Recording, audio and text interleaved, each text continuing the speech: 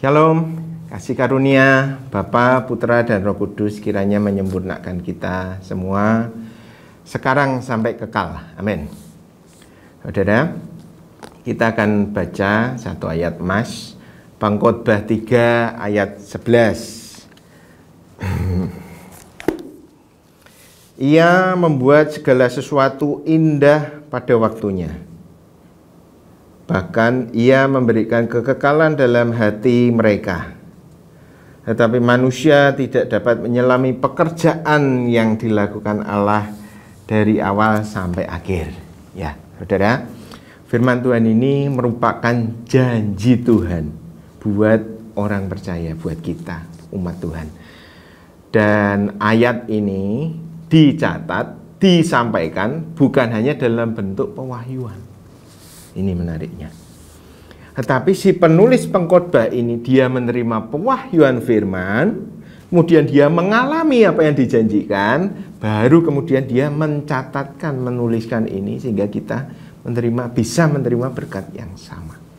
Luar biasa. Terima firman, mengalami firman, memberitakan janji firman berdasarkan pewahyuan dan pengalaman.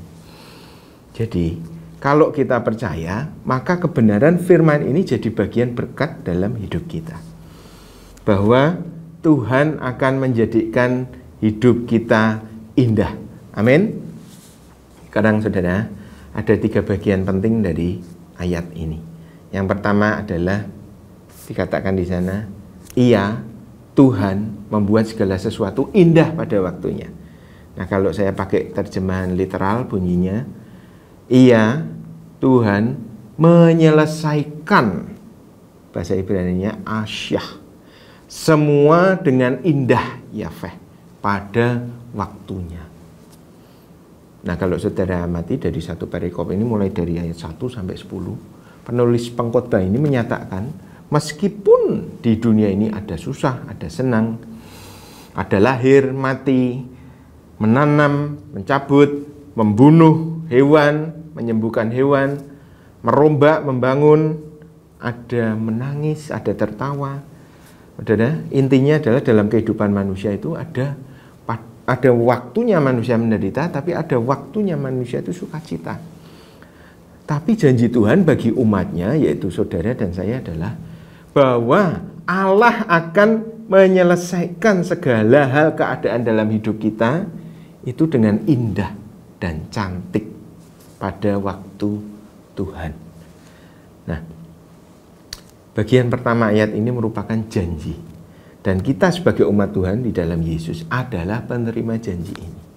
Saya berharap kita semua mengaminkan dan percaya janji Tuhan. Kemudian ada bagian kedua saudara, yaitu pada ayat 11. Dikatakan di sana, Tuhan telah memberikan kekekalan di dalam hati orang percaya. Jadi ada hidup kekal, zoen aionion, itu di dalam bahasa Yunani. Saudara, kemudian kalau dikatakan kita telah menerima hidup kekal meskipun kita masih hidup dalam tubuh yang bisa mati ini, maka berarti janji Tuhan ini sifatnya ada di dalam batin kita, yaitu di dalam hati kita. Nah, berkat kekekalan ini karena ada di dalam batin, maka harus kita sadari. Berkat pertama tadi, kita percayai bahwa Tuhan akan menyelesaikan segala hal dalam hidup kita dengan indah. Percaya. Nah, berkat kedua ini sudah dikaruniakan. Dan karena ini sudah dinyatakan Tuhan, maka hidup kekal ini kita respon dengan menyadari kita punya kekekalan. Kita punya hidup kekal, bahwa kita orang percaya sudah memiliki hidup yang kekal. Saudara, pengalaman kehidupan di dunia ini akan terasa sangat berbeda kalau kita berhasil melihatnya, berhasil menyadarinya dari sudut pandang kekekalan. Misalnya, dalam melihat suatu peristiwa, sebut saja kalau kita tiba-tiba mengalami musibah atau mengalami kesulitan, bahkan kerugian yang besar. Tapi kalau kita menyadari dan mengerti bahwa segala sesuatu yang susah yang sedang kita hadapi ini bukanlah sebuah akhir. Sekali lagi, kesusahan ini bukanlah sebuah akhir, melainkan sebuah situasi yang memberikan Tuhan sebuah kesempatan untuk menunjukkan kasih karunia-Nya, yaitu bahwa Tuhan selalu menolong kita, meskipun kita sendiri yang seringkali sudah membuat masalah dalam hidup kita. Ya ini, kalau saudara amati, semua kesulitan manusia, kesulitan kita itu hampir 80 mungkin 100% adalah hasil dari kontribusi manusia itu sendiri. Kesulitan kita adalah karya kita sendiri. Tapi Tuhan memberikan kelegaan bahwa dari sudut kekekalan, semua yang terjadi dalam hidup kita ini bukanlah sebuah akhir. Katakan amin.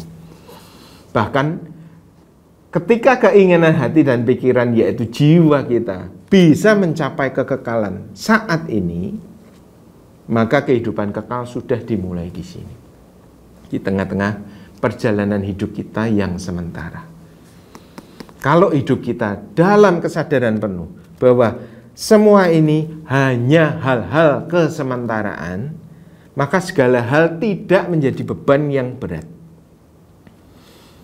Kalau senang, sukacita, ya sukacitanya itu tidak euforia, tidak berlebihan.